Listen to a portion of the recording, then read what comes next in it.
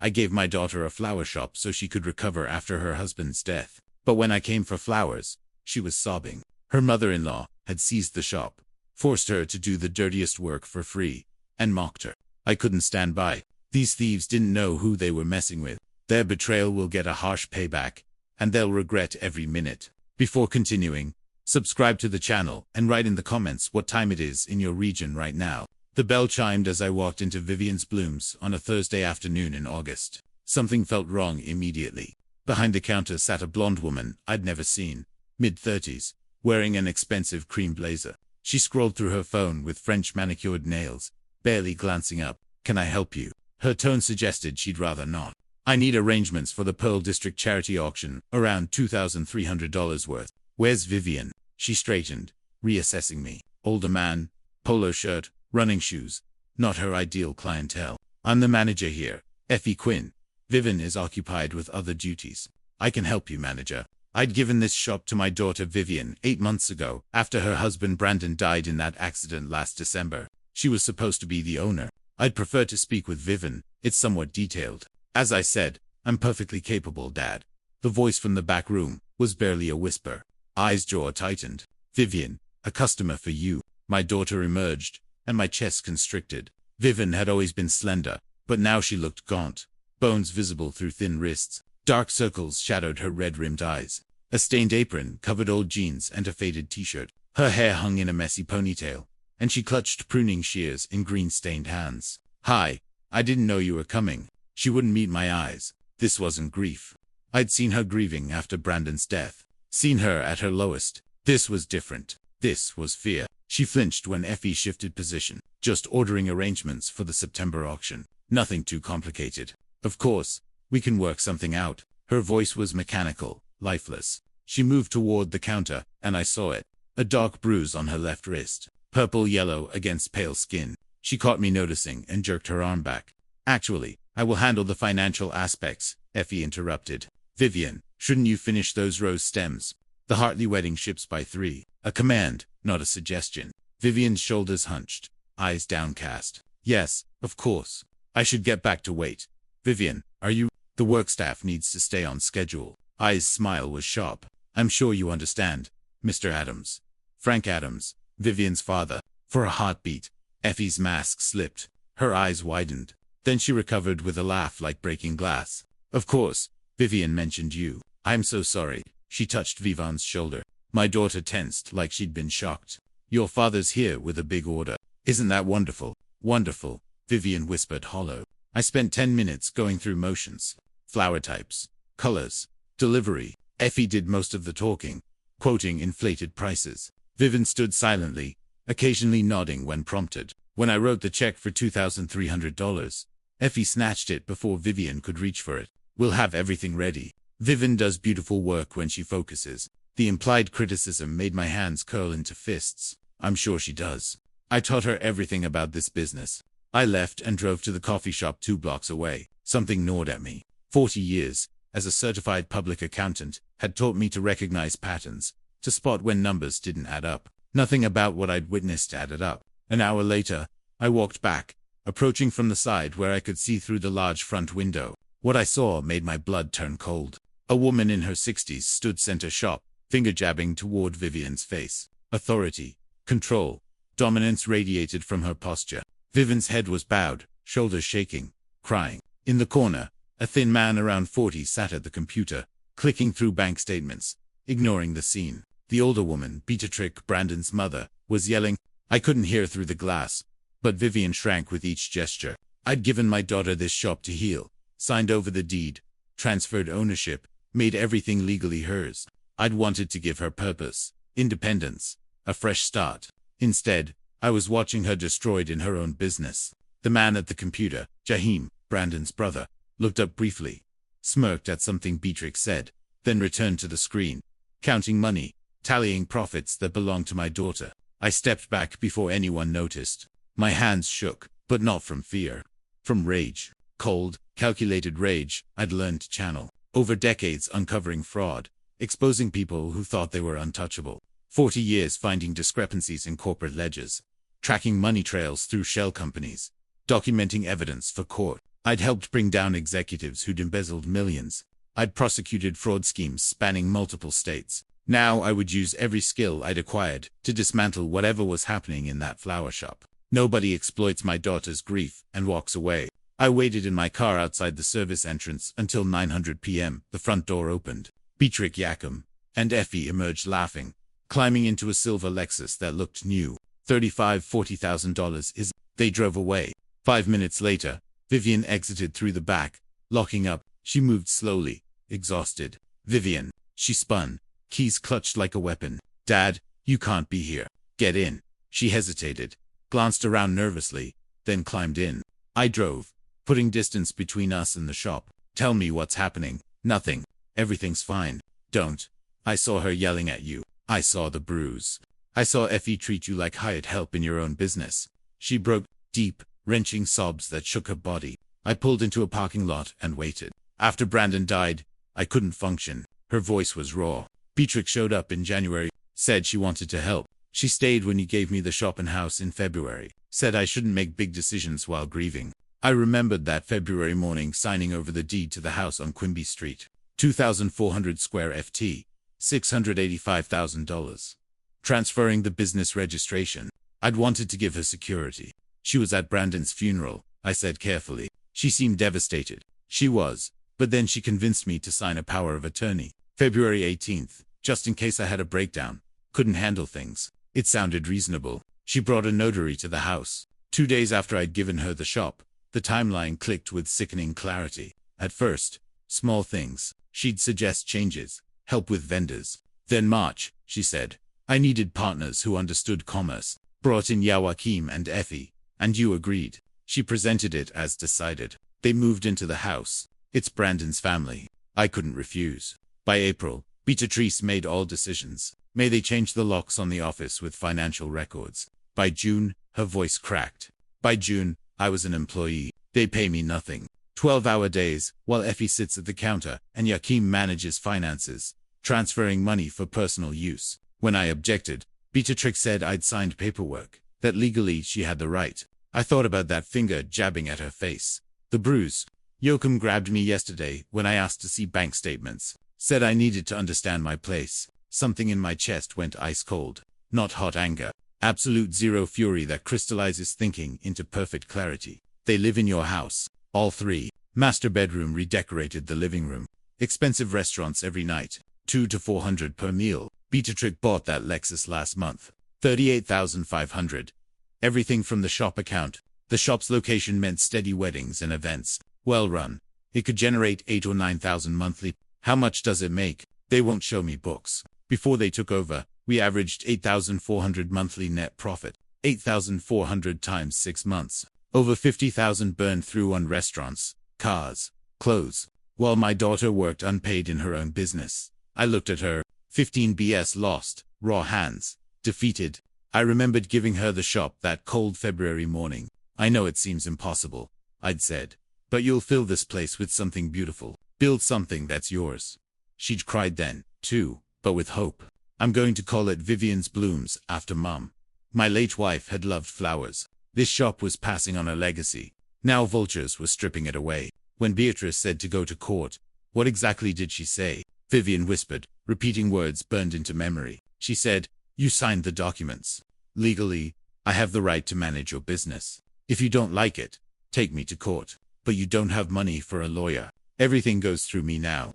Silence stretched. Then I spoke quietly. The flowers for the auction. I don't actually need them. Vivian looked confused. What I need are all the documents you signed. Every paper Beatrice had you sign. Can you get them? Maybe Beatrice keeps them in the office filing cabinet.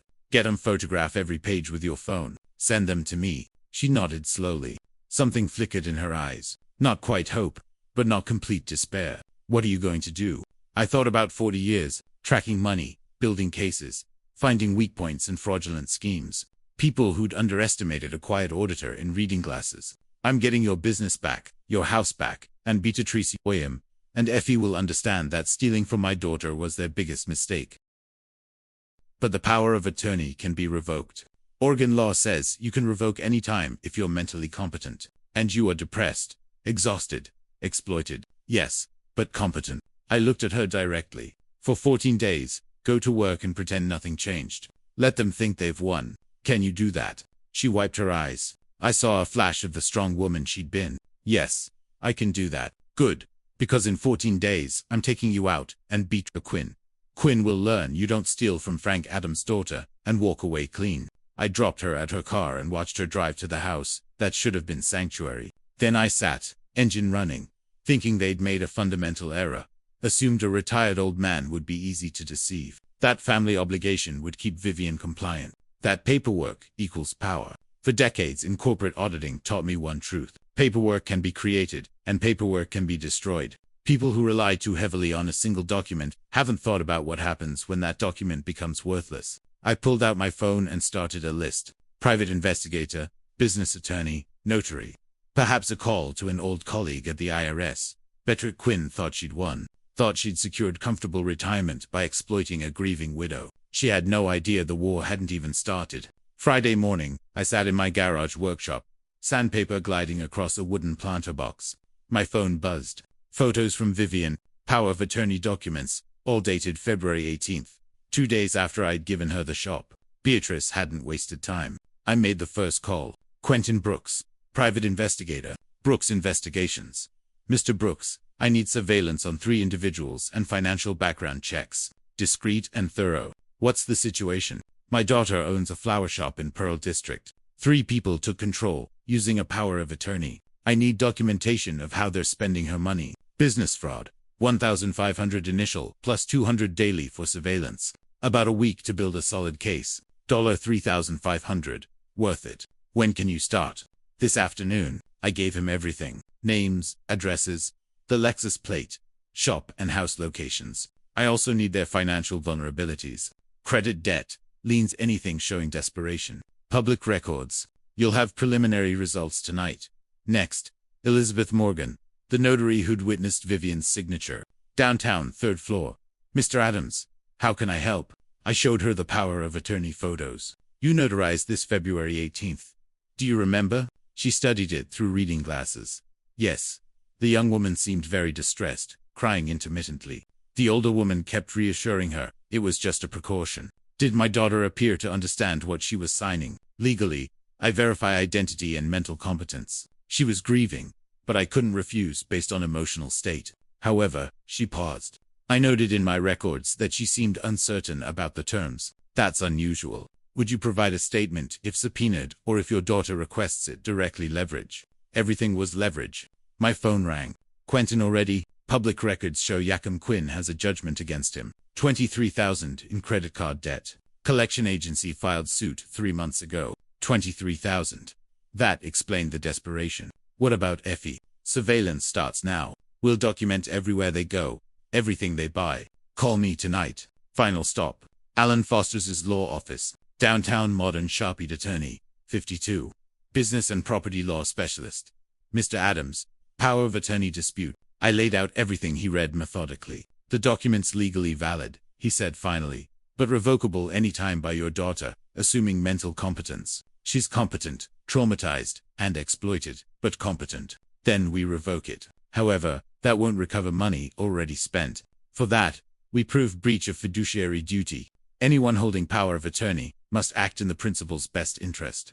Keep accurate records. Provide accounting when requested. If they haven't, his smile was thin, they're personally liable for all financial losses. We sued to recover every dollar missed. How do we prove it? Financial records, bank statements, documentation showing business funds used for personal expenses. I'm working on that. Once you have proof, we demand full accounting. If they refuse or provide fraudulent information, it strengthens our case. We can also file complaints with Oregon Department of Revenue for misreported expenses. Timeline. Revocation happens immediately once your daughter signs. Recovery takes months if contested, but we can make their lives very uncomfortable. Meanwhile, good start preparing documents. He nodded. If they've damaged her property, the house, document everything. Photos, professional assessments, additional damages we can claim. That evening, Quentin called with surveillance results. Your instincts were right. Beatrice and Joachim lunch at Clyde Common, $237. Effie shopping at Pioneer Place spent $4,200 at Michael Kors business account card. $4,200 on handbags while Vivian worked unpaid. Keep watching. Document everything. Also, the Lexus purchased July 15th. $38,500 financed through the shop's business credit line. 0 down. They'd leveraged Vivon's business credit. Breathtaking arrogance. I sat in my workshop that night, watching evening light fade. The planner box sat half finished. Tomorrow, I'd complete it, sand it smooth, make it perfect.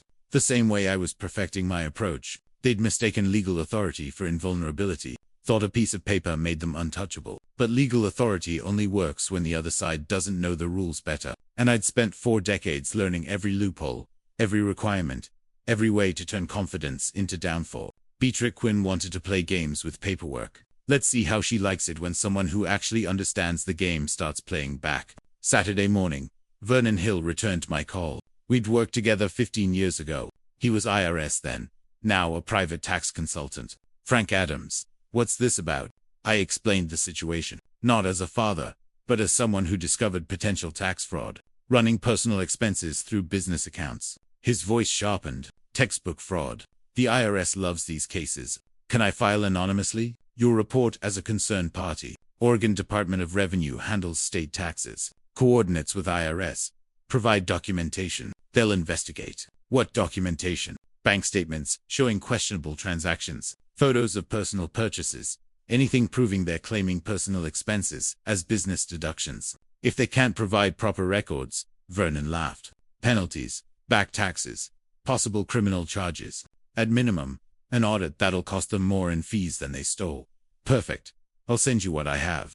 Make sure your documentation's solid. The state doesn't like wild goose chases. Trust me, it'll be solid. Quentin's reports came daily. Sunday, Le Pan dinner, $342.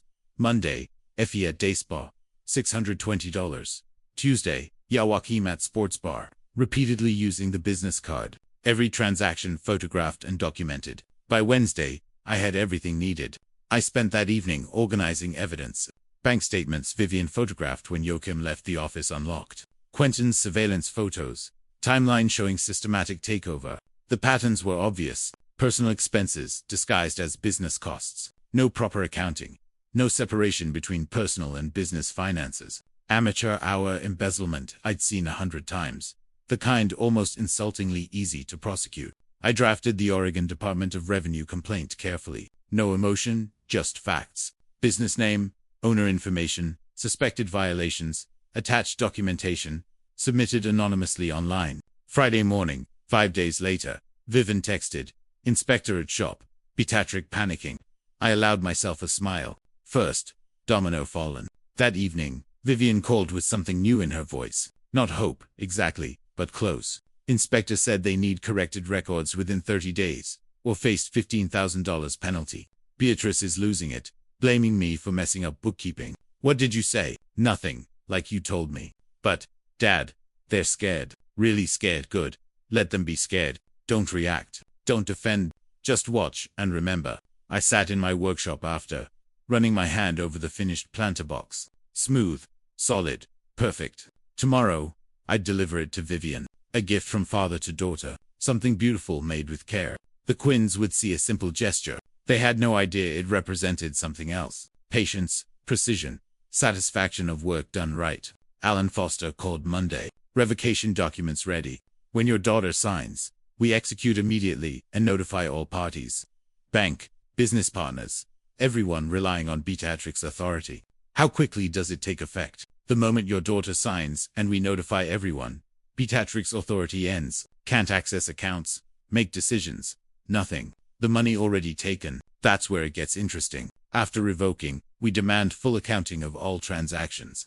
Oregon law requires fiduciaries to maintain detailed records and provide them on request. If she can't or won't, we file suit for breach of fiduciary duty. If records are fraudulent, even better. Fraud is fraud, whether in original transactions or attempted cover-up.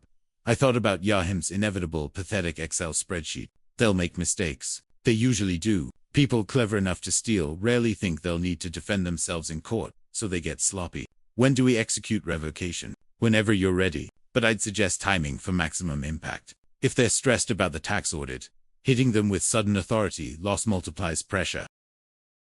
I considered this. The art of pressure wasn't just applying it was applying it at precisely the right moment, in sequence, so each blow landed before they'd recovered from the last. One more week. I want them panicked about taxes before we pull the rug completely.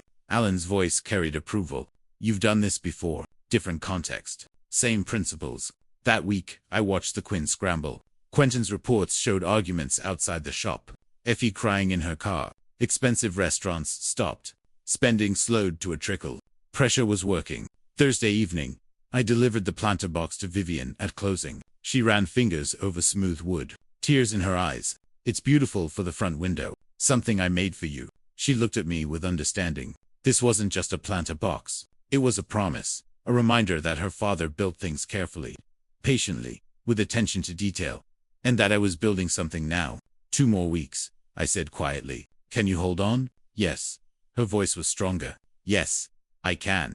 I drove home as sunset painted the sky, orange and pink. My phone buzzed. Another report from Quentin. More documentation, more evidence, more nails in the coffin I was building. The Quinns thought they'd secured their future, exploiting a grieving woman. They'd gotten comfortable in their theft, confident in their control. They had no idea everything they'd built was about to collapse, and I was going to enjoy watching every moment of it. September 8th.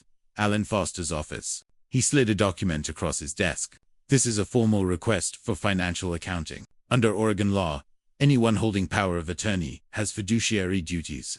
They must provide full accounting when the principal requests it. I read through the letter. Professional, clinical, devastating. It demanded complete financial reports of all transactions under Beatrix's authority for 6 months. Every dollar in, every dollar out. What if she ignores it? First letter is a request. If ignored, the second warns of legal consequences, breach of fiduciary duty, potential lawsuit, revocation of the power of attorney. Alan tapped the document. Most people panic at the second. If she fakes the records, his smile was razor thin, then she's committed fraud, on top of breach of duty. I signed authorization. Send it by courier. I want proof of delivery. The letter arrived that afternoon. Quentin's associate caught it on camera. Beatrix signing for it, opening it at the counter, then crumpling it, and throwing it in the trash. Predictable. 7 days later, September 15th, the second letter arrived. Thicker, more official. Quentin sent surveillance video. Beatrice went pale reading it. She called Yakim over, jabbing her finger at the paper. He shook his head, hands gesturing wildly. That evening, Vivian called. They're freaking out. Beatrice says the letter is illegal harassment. Yakim's been locked in the office for hours. Let them panic. Don't react. Dad, this is really working, isn't it? Exactly as planned. 3 days later, September 18th, Yakim's financial report arrived. I spread the pages across my kitchen table and laughed out loud. Amateur hour. A basic Excel spreadsheet with categories like business expenses and operational costs. $4,200 listed as marketing materials. On the date Quentin photographed Effie buying Michael Kors handbags. $342 for client entertainment when they ate at Lippin. The Lexus buried under transportation assets. Every personal expense categorized as business costs. No receipts. No logic. Monthly totals didn't match bank statements. I called Alan. I have their financial report. It's a joke. Send it over. This is exactly what we need. Quentin delivered his latest findings at a coffee shop. He slid a folder across the table. UM's in worse shape than we thought. $23,000 judgment. Collection agencies threatening wage garnishment. 3 maxed credit cards. Total debt around $37,000. Court date October 22nd.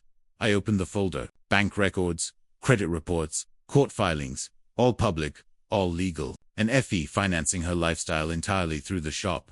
Past week alone, $6,200 on personal purchases, all on the business card. He pulled out another document. Lexus payment due October 1st, $1,400. If they can't access the account, they can't pay. The pieces fell into place with mathematical precision. The Quinns weren't just greedy, they were desperate. They'd built their lifestyle on Vivian's money, and now the foundation was cracking. Keep watching. I want to know when they realize they're trapped. That weekend, I finished another planter box in my garage. My phone buzzed. Alan, I've reviewed Yakim's report. Textbook fraud. I can tear this apart in 5 minutes in front of a judge. Next move. We demand a meeting to discuss discrepancies. When they can't explain, we revoke the power of attorney. But Frank, he paused. This report is so bad it's a gift. They've handed us everything to prove breach of fiduciary duty and possibly embezzlement. How long until we act? 1 more week. Let them think they've satisfied the requirement. Then we strike. That week crawled. Quentin's reports showed the Quinns returning to lavish spending. More dinners, more shopping. They thought they'd dodged the bullet. The bullet was still in the chamber. September 25th. I picked up Vivian after closing. She looked tired, but determined. Are you ready? She nodded. What do I need to do? Tomorrow, Alan's office. You signed 1 document. Then we watched their world collapse. She stared out at Portland lights. I'm scared. What if they fight back? They will. That's when we hit them again harder. We have law, evidence, truth. They have lies and stolen money. This isn't a fair fight. It's a slaughter. Her smile was small, but genuine. When did you become so ruthless? I'm not ruthless. I'm just very, very patient. And I've made absolutely sure that when we move, they have nowhere to run. I dropped her at her apartment. In my garage, the finished planter boxes sat in a neat row. 5 of them now, each representing a week of planning. A week of watching the Quinns dig themselves deeper. Tomorrow we'd start filling those holes with cement. Alan Foster's office, 9 a.m.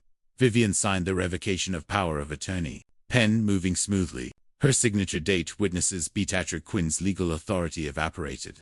I'll file this morning, Alan said. Certified copies go to the bank. All vendors, Oregon Department of Revenue, and bet. By noon, her access to your accounts terminates. Vivian looked at me. Something fierce had awakened. How long until they know? Beatrice will try to access the account this afternoon. That's when the bank tells her. We drove to the shop. I'd hired security. Marcus, former military 6'3". The kind of presence that makes people think twice. He was already stationed outside. 3 people will show up angry. I told him, don't let them near Vivian. Vivian unlocked her shop. For the first time in months, she walked through as actual owner. We changed the office locks. She changed all passwords. Feels strange, she said quietly, like I'm taking back something that was always mine. You didn't forget. They made you forget. Now you're remembering. 3:00 p.m. Vivian called. The bank just called B. I heard her screaming. She's calling me now. Don't answer. 5 minutes later. Forwarded voicemail. Vivian, what have you done? The bank says, I can't access the account. This is illegal. You signed documents. Call me right now. The panic in her voice was delicious. 20 minutes later. Quentin sent video. The Quinn's car, pulling up, all 3 piling out. Beatrice read, Joachim murderous. Effie crying. They rushed the door. Marcus stepped in front. I couldn't hear the exchange, but body language told the story. Beatrice jabbing her finger. Marcus shaking his head. Joachim trying to push past. Marcus's palm flat against his chest, stopping him cold. Alan Foster stepped from his car. Timing perfect. He walked up carrying a leather folder. Expression professionally neutral. I arrived as they moved inside. Marcus had let them in under supervision. They stood in the middle of the flower shop like invaders. Beatrix saw me first. Eyes wide, then narrow. You put her up to this. I simply explained to my daughter that she has rights. Alan opened his folder. Mrs. Quinn, as of 9:00 a.m., the power of attorney has been formally revoked. Under Oregon law, the principal has absolute right to revoke such authorization. The revocation is legal and final. Beatrix's face went red to white to blotchy purple. This is illegal. I have rights. We have a contract. You had a power of attorney, which is conditional authorization, that can be revoked at will. It has been revoked. Alan's voice never changed pitch. You no longer have any authority over Ms. Adams Quinn's business or finances. Joachim stepped forward, his hands clenched, jaw tight. You can't just kick us out. You were managing under authority that no longer exists, Alan said. As of now, you're trespassing. Miss Adams Quinn is offering courtesy of leaving voluntarily. If you refuse, she'll call police. I's voice came out shrill. This is insane. We gave up everything to help her. I couldn't help myself. From what I've seen, Vivian did the work while you 3 spent the profits. You abandoned Vivian. Beatrix's voice shook. You gave her this shop and disappeared. We were here. I gave her this shop and house as gifts, not payment for your services. You exploited her grief, manipulated her, then stole for 6 months. That ends today. Vivian stepped forward. You need to leave now. Beatrix's face crumpled with rage. Well, Sue, we'll take everything. Actually, Alan said, opening another page, you should be more concerned about this formal demand for financial accounting. We've reviewed Mr. Quinn's report. It's inadequate and contains fraudulent categorization. Under Oregon law, you have 45 days to provide accurate accounting and return misappropriated funds.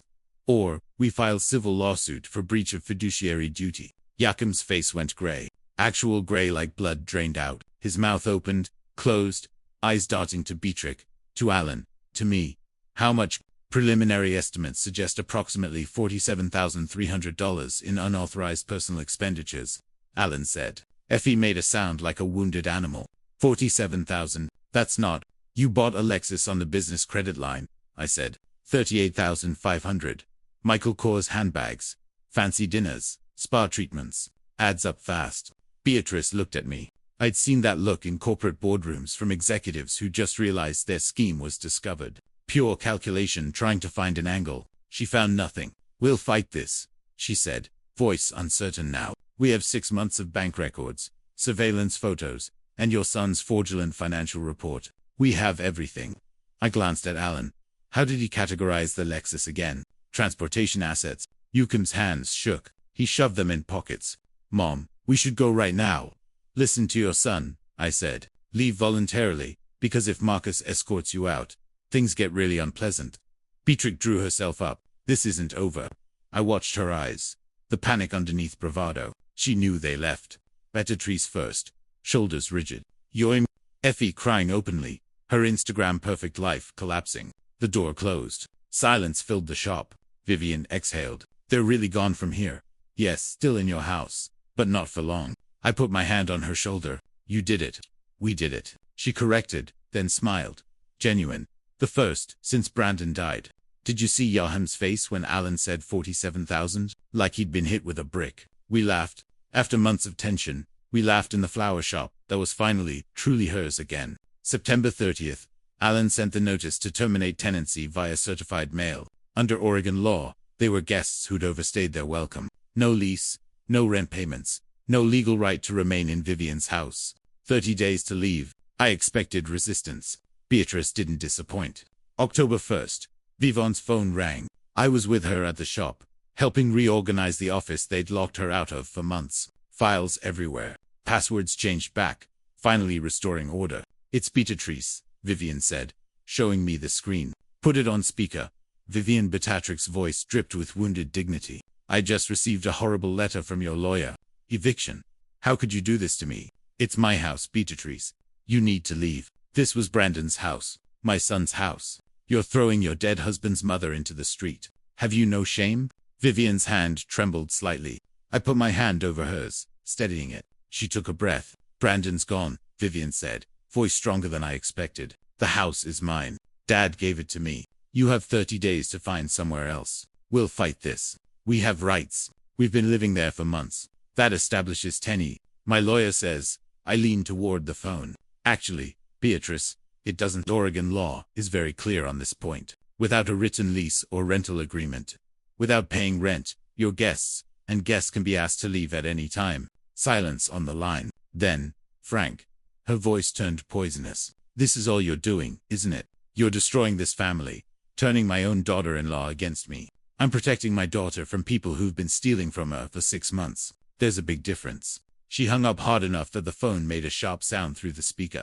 That went well, Vivian said with a shaky laugh. 3 days later, Alan called me. Beatrice hired an attorney, Donald Mercer, bottom-tier estate lawyer, probably charging her $200 an hour to tell her exactly what she wants to hear, which is that they have implied tenancy based on oral agreements and established residency. It won't work. Oregon courts absolutely require written leases for tenancy rights, but he'll drag it out, bill her for consultations, maybe file a nuisance motion or two. How long can they delay the inevitable? Maybe 2 weeks maximum. Then, a judge looks at the complete lack of evidence and rules for Viv on 2 weeks. The Quinns were buying time, probably hoping we'd panic and negotiate. They didn't understand that negotiation requires leverage, and theirs had completely evaporated. October 7th, they still hadn't moved a single box. Time for the next move. I hired Mark Sullivan, a property assessor I'd worked with years ago when I was auditing real estate holdings for clients. He met me at Vivian's house while the Quinns were out. Quentin had confirmed they'd gone to meet with their overpriced lawyer. Mark walked through the house methodically with his camera and clipboard, documenting everything. The master bedroom looked like a hotel room after a rock band had stayed there for a month. Stains on the carpet, Burns on the dresser, where someone had carelessly set down hot items. The bathroom mirror had a crack running through it. Master bedroom carpet needs complete replacing, Mark said, writing carefully. Estimate $1,800. Dresser damage beyond any repair. $900. Bathroom mirror $300 to replace. Living room, dark red wine stains on Vivian's cream-colored sofa. Coffee rings permanently marking the antique end tables she'd inherited from her grandmother. Sofa needs professional cleaning or replacement. 1,200 end tables require professional refinishing. 800 minimum. The kitchen was somehow even worse. Grease splattered on walls they'd apparently never bothered to clean. A broken cabinet handle. Scorch marks on the beautiful granite counter. By the time Mark finished his thorough inspection, the total damage was $8,700. I'll have the official written report by tomorrow morning, he said, closing his folder, complete with photos, itemized damages, and contractor estimates for every repair. Perfect. Send it directly to Alan Foster's office. That same evening, Alan filed a civil claim for property damage. The Quinns didn't just need to leave. They now owed Vivian substantial money for what they destroyed. If they refused to pay, we'd get a court judgment and start garnishing whatever assets they had left. The Lexus SR handbags, whatever they'd managed to buy with Vivian's money. October 10th, Quentin sent me a video clip. Joachim had shown up at the flower shop, pacing outside like he wanted to start something. Marcus, our security guard, stood firmly at the door. I was in my workshop when Vivian called, voice tight. Joachim's here. He says he wants to talk to me. Marcus won't let him inside. I'm on my way. Don't engage with him. I arrived in 15 minutes. Joachim stood outside on the sidewalk, pacing like a caged animal. When he saw me climbing out of my car, his face darkened with barely contained rage. This is between me and Vivian, he said. Everything involving my daughter is between you and me now, I said calmly, walking up to stand next to Marcus. You've poisoned her against us. We helped her. We took care of her when she had nothing. You stole from her. There's a significant difference between those two things. His hands clenched into fists at his sides. Marcus stepped forward slightly, just a subtle reminder of his presence and capability. Joachim noticed and backed up half a step despite himself. We just want to talk, work something out like reasonable people. This is family business. Family doesn't steal. Family doesn't exploit grief. Family doesn't leave bruises. I pulled out my phone, opened a photo. The bruise on Vivian's wrist from back in August, the day I discovered what was really happening. I have this. I also have surveillance footage of you physically grabbing her arm when she dared to ask to see financial records. I have video recordings of you threatening her, multiple instances. His face went pale, then flushed red. That's not you, did all of it. And if you come anywhere near my daughter again, I'm filing an official harassment complaint with the police. That's criminal, Joachim, not civil law. Criminal charges. You want a criminal record, because that's exactly what happens when you keep threatening people who have evidence against you. He opened his mouth, closed it. I could see the calculation happening behind his eyes, weighing his desperation and anger against the very real consequences I was laying out. We have nowhere to go, he said finally, voice dropping to something almost pleading. No money, no place to stay. That's not Vivian's problem anymore. You had 6 months of completely free housing while you spent every dollar she earned. You should have been saving for your own place instead of buying Lexuses and designer handbags. I paused, letting that sink in. You have until October 30th. After that specific date, the sheriff will personally escort you out, and the property damage claim stands regardless. Either you pay it voluntarily, or we get a judgment and take it from you. Mom's going to fight this. Let her fight. Every single day she fights costs her more in legal fees she can't afford. Donald Mercer's billing meter is running constantly. How much has she paid him already? 2003 more. His jaw tightened. Direct hit. Eyes struck. Exactly where it hurt. We're not the bad guys here, he said. But his voice had no conviction left in it. No, you're just the thieves. I suppose there's a distinction in your mind. He stood there another long moment, visibly deflated, then turned and walked back to his car without another word. I watched him drive away, noting the slight swerve as anger made his driving reckless. That was cold, Marcus observed quietly. That was necessary. Inside the shop, Vivian was shaking. I've never seen you like that before. Like what? Like you'd actually physically hurt him if he'd touched me. I looked at my daughter, still too thin, still recovering, but genuinely stronger every day. I wouldn't have hurt him physically, but I would have made absolutely certain he understood the consequences of trying. She hugged me tightly. Thank you. For what? For being scary, when I needed you to be scary for me. I smiled, despite everything. I spent 40 years making nervous executives sweat in corporate boardrooms. This is the exact same skill set, just much better applied. October 12th, Alan called with the news I'd been expecting. The judge reviewed Beatrix's motion this morning. Denied completely. No legal basis whatsoever. They have until October 30th to vacate voluntarily, or the county sheriff physically forces them out with a formal eviction, and the property damage claim still officially pending. But with all the documentation Mark provided, it's absolutely solid. They'll owe every penny whether they contest it or not. The evidence is overwhelming. The pieces were falling into place exactly where I'd carefully placed them. The Quinns were completely cornered now. No business access, no free housing, facing multiple financial demands. They had absolutely no way to meet, but I still wasn't quite done yet. October 13th, I met with Patricia Chambers, a forensic accountant I'd worked with on previous corporate fraud cases. Mid-50s, sharp-eyed, the kind of professional who found discrepancies in spreadsheets the way some people found typos in novels. I need a complete forensic audit of this small business for March through September, I said, handing her Vivian's detailed bank records and Yoakum's laughably pathetic financial report. Patricia scanned the documents quickly, her eyebrows rising higher. This report, this is seriously what they submitted as official accounting. That's exactly it. She laughed, a short, sharp sound of professional disbelief. I can have a preliminary analysis ready in 3 days. Full forensic report with documentation in 1 week maximum. Do it. Spare no detail. 3 days later, Patricia sent her preliminary findings via encrypted email. I read through them twice carefully, checking every number, following every paper trail she documented. It was somehow even worse than I had initially thought. Total misappropriated, $47,300 exactly. Complete breakdown. Personal restaurant dining, $8,400. Luxury vehicle purchase, $30,500. Clothing and accessories, $4,200. Spa, treatments and entertainment, $3,100. Unexplained. Cash withdrawals with no business purpose whatsoever, $2,800. Miscellaneous personal purchases, $1,300. Every single transaction meticulously documented. Every false categorization exposed and highlighted. Every lie in Joachim's amateur report, annotated with actual bank proof. Alan prepared the formal demand letter. $47,300 due within 45 days. Pay in full or face immediate lawsuit for breach of fiduciary duty and possible embezzlement charges. October the 12th. The letter arrived at whatever temporary address the Quinns had given their lawyer. Beatrice called Vivian that same evening. Her timing predictable. Vivian and I were at her house. Finally hers again, now that the Quinns had been forced out.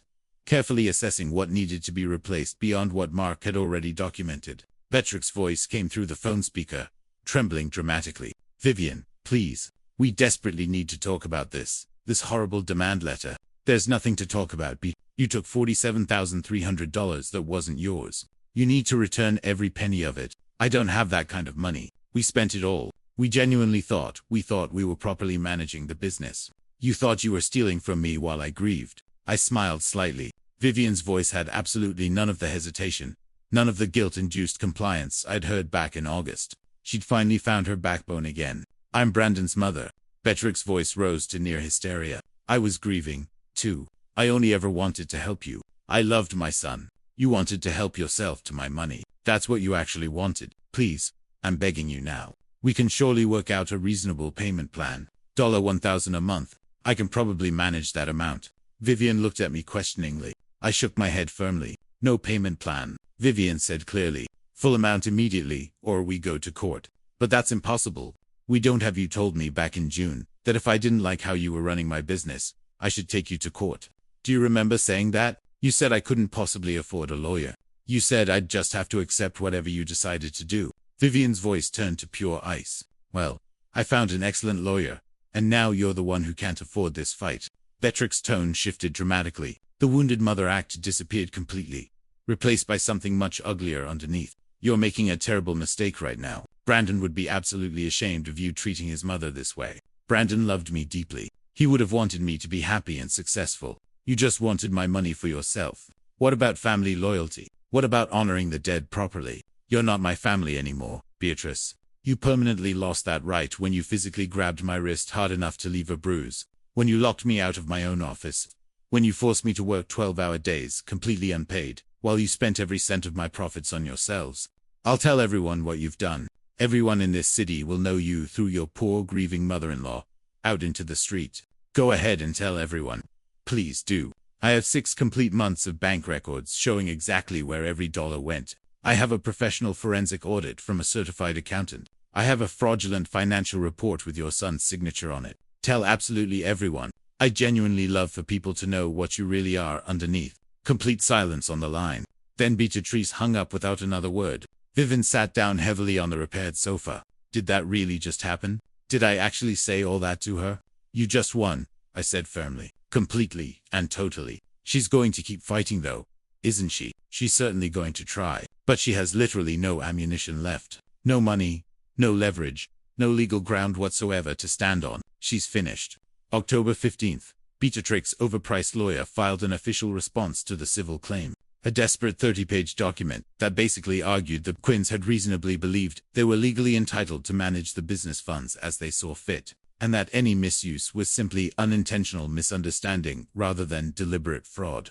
Alan sent me a copy. I read it carefully in my workshop, while sanding yet another new planter box for Vivian's shop. This is pure desperation, Alan said over the phone, sounding almost amused. They're throwing absolutely everything at the wall, and desperately hoping something, anything, will stick. Will any of it actually work? Not even a remote chance. Intent doesn't matter at all. In breach of fiduciary duty cases, they had clear legal obligations. They failed to meet those obligations. They misappropriated funds. That's the entire case. The evidence is overwhelming. So what happens now in the process? We filed for summary judgment. With Patricia's complete forensic report, the obviously fraudulent accounting Jahim submitted, and 6 months of detailed bank records, there's absolutely no factual dispute possible. The judge will rule in our favor, without even requiring a full trial. What's the timeline? Hearing scheduled in 2 weeks. Judgment will probably come about a week after that. Then they have exactly 90 days to pay in full, or we start legally seizing whatever assets they have left.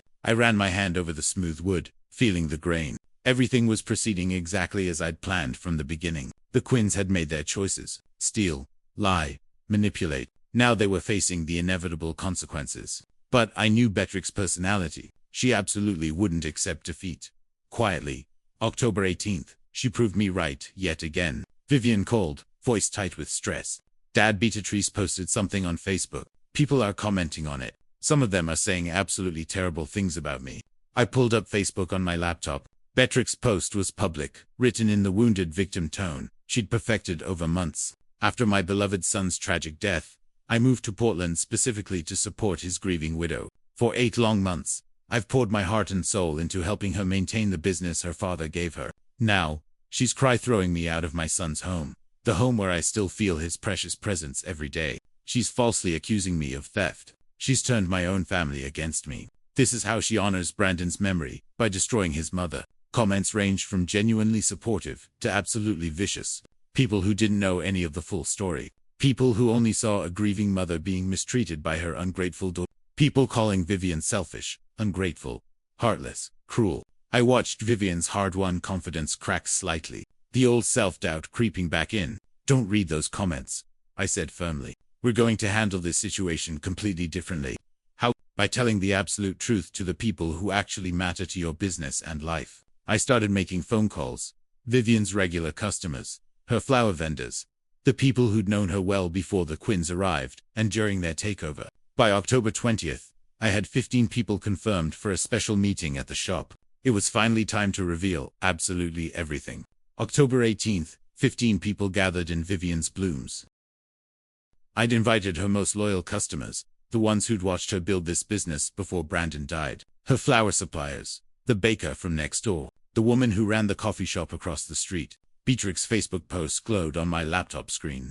Projected onto the wall her wounded victim narrative, the vicious comments from strangers. Thank you all for coming, I started. Some of you may have seen accusations online about my daughter. I want to show you the truth. I pulled up Patricia's forensic report. The numbers filled the screen. From March through September, $300 were taken from this business. Here's where it went. Click bank statements appeared. Highlighted transactions. $38,500 for Alexis, $4,200 at Michael Kors. $8,400 at restaurants. I let that sink in. While my daughter worked 12-hour days without pay, the Quinn family spent her money on luxury items. Phyllis Miller, a regular customer for 3 years, leaned forward. I knew something was wrong. Vivian used to smile when I came in. Then she just looked scared. Because she was, I said quietly. I pulled up the next document. This is the power of attorney that Beatrice Quinn convinced Vivian to sign while she was grieving. And this I displayed Yoakum's pathetic financial report. This is what they submitted when legally required to provide accounting. Notice the date Lexus was purchased. Matches transportation assets. The Michael Kors purchases are listed as marketing materials. Gary Thornton, who supplied our roses, shook his head. Beatrice tried to demand wholesale discounts from me. Said she was the new owner. I told her I only dealt with Vivian. She got nasty about it. Can I ask something? This from Monica Chen, who owned the coffee shop. Why didn't Vivian fight back sooner? Vivian, sitting beside me, spoke. Her voice was steady now. Because I thought I deserved it. I was drowning in grief. When Beatrice told me I'd signed away my rights, I believed her. When she said I was incompetent, I believed that, too. She paused. My father showed me the documents. Showed me I still owned everything. Showed me they were thieves, not family. What happened to your wrist? Phyllis asked, pointing to the photo on screen. The bruise from August. Yoakum grabbed me when I asked to see the business account. Vivian's voice didn't waver. That's when I learned what family really meant to them. Silence filled the shop. The kind of silence that hardens into something sharp. I'm asking you to do one thing, I said. If anyone asks you about that Facebook post, tell them what you know. Tell them what you saw. The truth is simple. These people exploited a grieving widow, stole from her business, and destroyed her home. Now they're facing consequences. They didn't just agree. They were angry. Over the next 3 days, Beatrice's Facebook post transformed. Her supporters vanished, replaced by comments from people who actually knew what happened. I watched Vivian cry in the back room, while Beatrice screamed at her about proper customer service. This woman was never a victim. Phyllis Miller, Beatrice Quinn demanded I give her store credit without receipts, claiming she managed the business. I refused. She threatened to report my business to the Better Business Bureau. She's a con artist. Gary thought.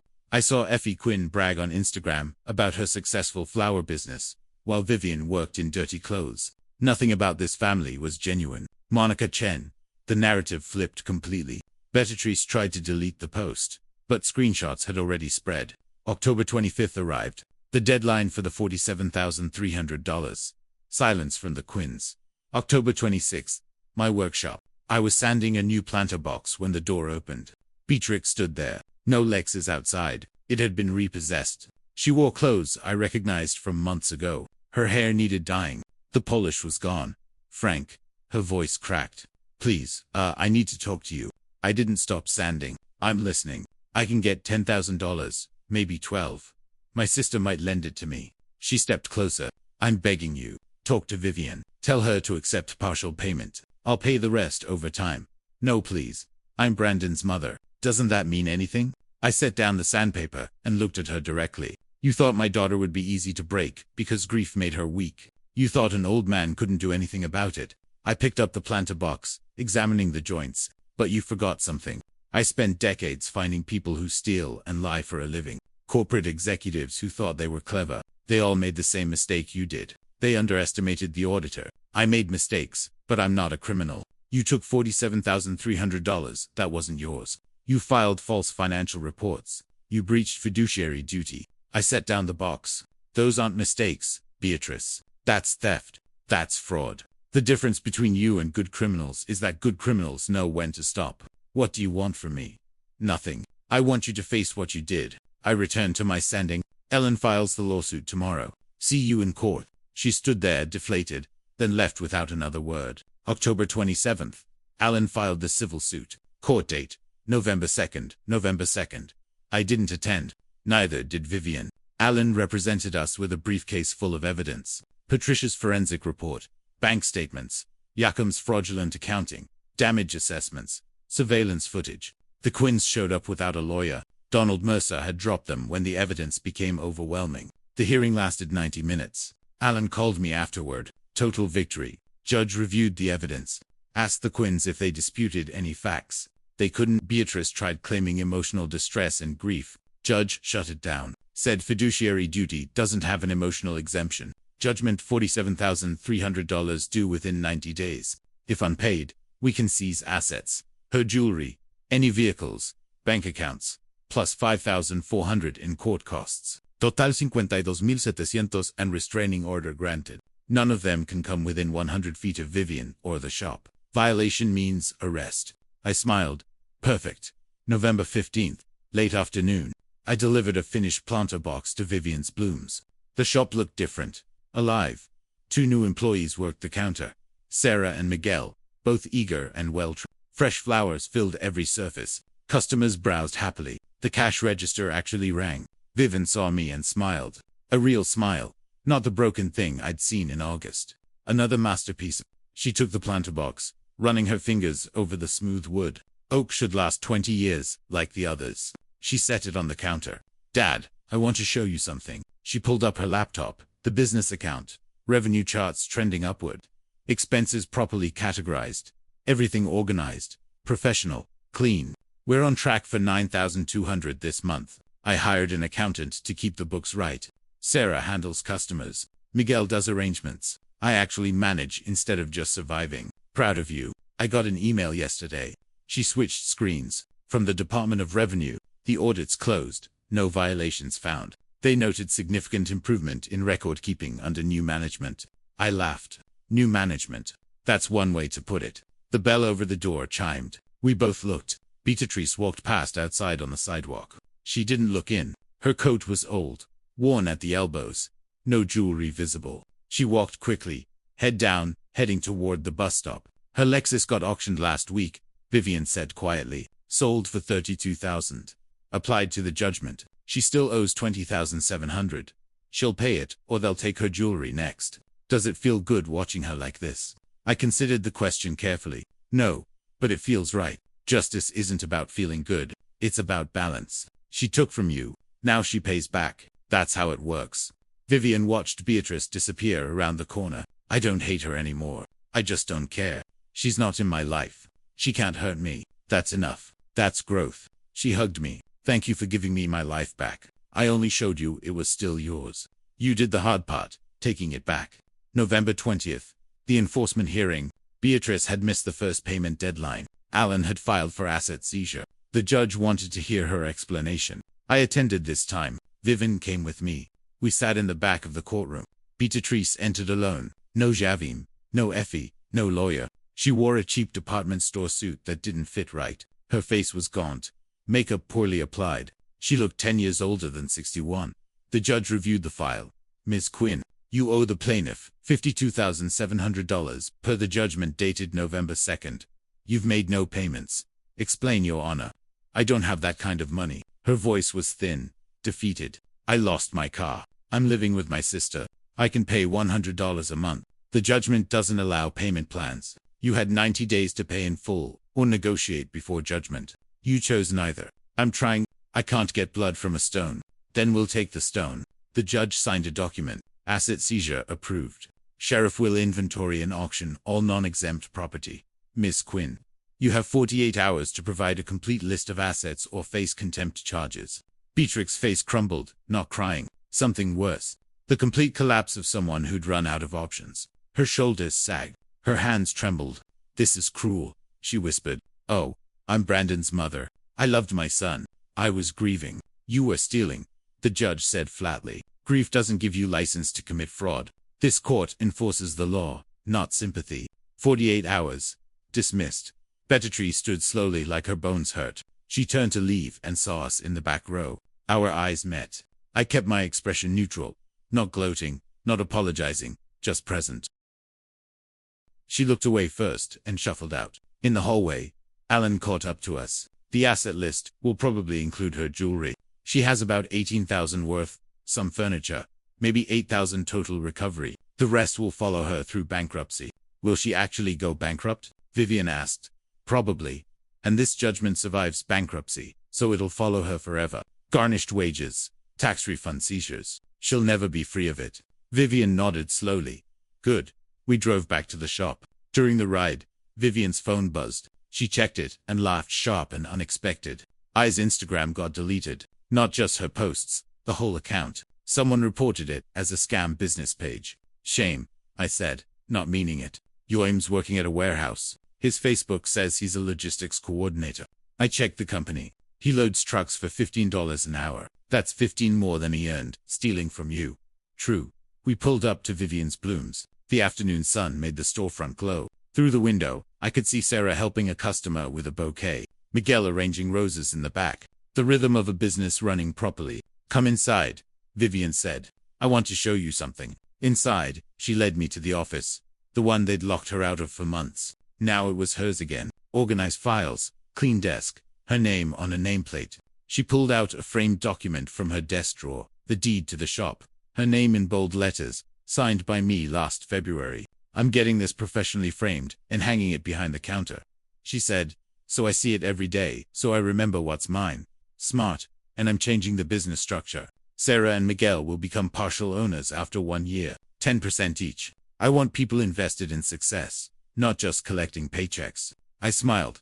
You're thinking like a real business owner now. I am one. I forgot for a while, but I remember now. Miguel called from the front. Vivian, the Portland Garden Club called. They want to discuss a partnership for their spring gala. Be right there, she turned back to me.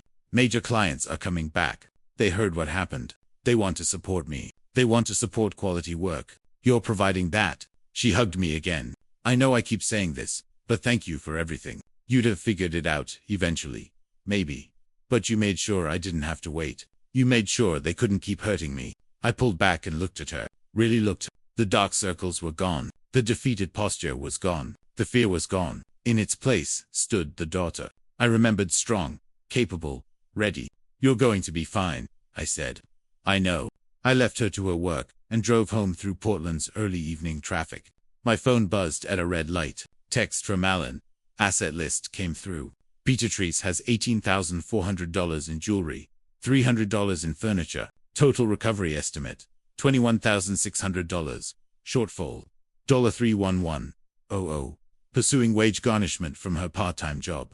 Will recover $400 a month for approximately 7 years. 7 years of payments. 7 years of remembering what she'd done. Justice. December 15th. 1 month later, I finished another planter box in my workshop. This one was for Vivian's front entrance. Larger, more ornate, cherrywood with carved flower patterns. My phone rang. Vivian. Dad, you need to see this. What? Just come to the shop, please. I drove over. When I arrived, Vivian was standing outside with Sarah and Miguel. They were looking at something across the street. I followed their gaze. Beatrice walking past on the opposite sidewalk. She glanced toward the shop. One brief look, then kept walking. She wore a cheap coat and carried grocery bags. No Lexus, no jewelry, no pride. She didn't try to cross the street, didn't try to approach, just walked past and disappeared around the corner. That's the 3rd time this week, Vivian said quietly. She walks this route to the bus stop, always looks over, never stops. The restraining order is working, I said. I don't think that's why she doesn't stop. Vivian watched the corner where Beatrice had vanished. I think she knows there's nothing left to say. Is she bothering you? No. It's just sad watching someone who used to be so powerful reduced to walking past something they can't have anymore. That's consequence, not tragedy. I know, but I can still see it for what it is. We stood there a moment longer. Then Vivian turned back to the shop, to the life she'd rebuilt, to the business that was finally completely hers. Come on, she said. Sarah made coffee. Miguel brought pastries. Let's celebrate being alive and free. I followed her inside. Through the window, I took one last look at the corner where Beatrice had disappeared. She'd walked away because she had no choice. Because the law said she couldn't come closer. Because she'd lost the gamble she'd made when she thought grief made people easy targets. The planter boxes I'd built sat throughout the shop, filled with flowers. Each one represented a week of planning, a week of patience, a week of knowing that justice isn't fast, it's thorough. Vivian handed me coffee. We sat in her office surrounded by the business she'd saved. So, she said, what's next for you? I have 6 more planter boxes to build. The charity auction wants custom pieces. Besides that, I smiled. Same thing as always. Woodworking, reading, maybe teaching a financial literacy class at the community center. Someone should teach people how to spot fraud before they fall for it. You'd be good at that. I've had practice. We drank our coffee. Outside, Portland moved through its December afternoon. Customers came and went. Sarah rang up sales. Miguel arranged flowers. The business hummed along like it should have all along. Vivian's phone chimed. She checked it and smiled. Quentin just sent his final bill, 3,500 for surveillance. Says it's the most satisfying case he's worked in 5 years. Worth every cent. Absolutely. The shop bell chimed. A customer entered asking about wedding arrangements. Sarah handled it smoothly, pulling out sample books, asking questions, building rapport. This was what success looked like. Not dramatic, just steady, just right. I finished my coffee and stood. I should go. Let you work. Hey Dad. Yeah. Next time I'm having a problem, I'll tell you sooner. Good plan. I drove home through streets decorated with early holiday lights. My phone sat silent. No crisis calls. No emergency meetings. No battles to fight. The story was over. The theft had been exposed, prosecuted, punished. The victim had become the victor. The criminals faced their consequences. Justice, as it turned out, wasn't complicated. It just required patience, documentation, and the willingness to see things through to the end. I'd given my daughter a flower shop. She'd lost it to thieves. And together, we'd taken it back. That was enough. If you like this story, please like this video, subscribe to the channel, and share your impressions of this story in the comments. To listen to the next story, click on the box on the left. Thank you for watching.